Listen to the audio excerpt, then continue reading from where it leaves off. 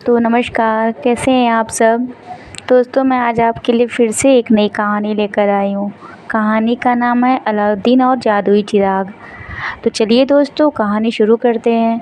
बहुत समय पहले की बात है। एक शहर में अलाउद्दीन नाम का एक गरीब लड़का रहता था। वह अपने माँ बाप के साथ छोटे से घर में रहता और काम करके घर चलाता था। अलाउद्दीन दिल का बहुत अच्छा, मददगार और ईमानदार था, लेकिन उसकी हालत बहुत तंग थी। एक दिन शहर में एक अजनबी जादूगर आया। उसने अलाउद्दीन से कहा, मैं तुम्हारा चाचा हूँ। अगर तुम मेरी मदद करोगे तो मैं तुम्हें अमीर बना दूंगा।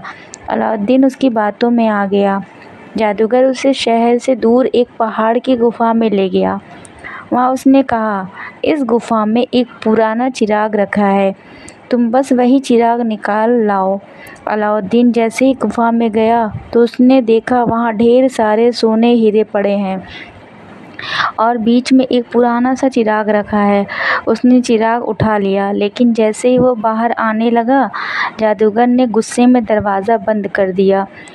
गुफा अंधेरी हो गई। अलाउद्दीन डर गया। तभी उसने सोचा, चिराग को रगड़कर साफ करूं। जैसे ही उसने चिराग को रगड़ा, धुएं के बादल में से एक बड़ा सा जिन निकल आया। जिन ने कहा, मालिक बताइए क्या हुक्म है। अलाउद्दीन हैरान रह गया। उसने डरते डरते कहा, मुझे यहाँ से बाहर ले चलो।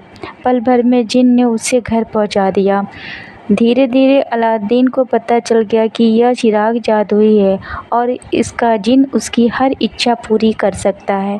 उसने माँ के लिए नया घर बनवाया, ज़रूरतमंदों की मदद की और शहर के सबसे नेक और अमीर इंसानों में गिना जाने लगा।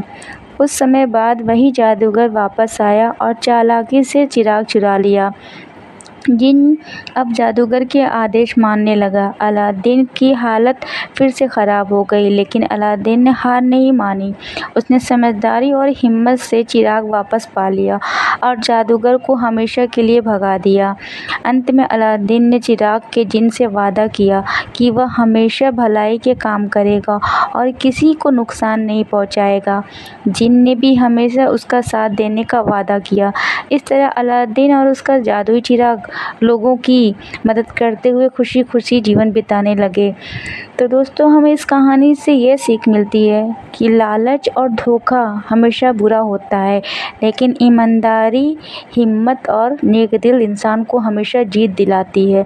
तो दोस्तों, आपको हमारी ये कहानी कैसी लगी, हमें कमेंट करके ज़रूर बताएं। मैं फिर से आपके लिए नई और दिलचस्प और मज़ेदार कहानियाँ लेकर आऊँगी। धन्यवाद दोस्तों।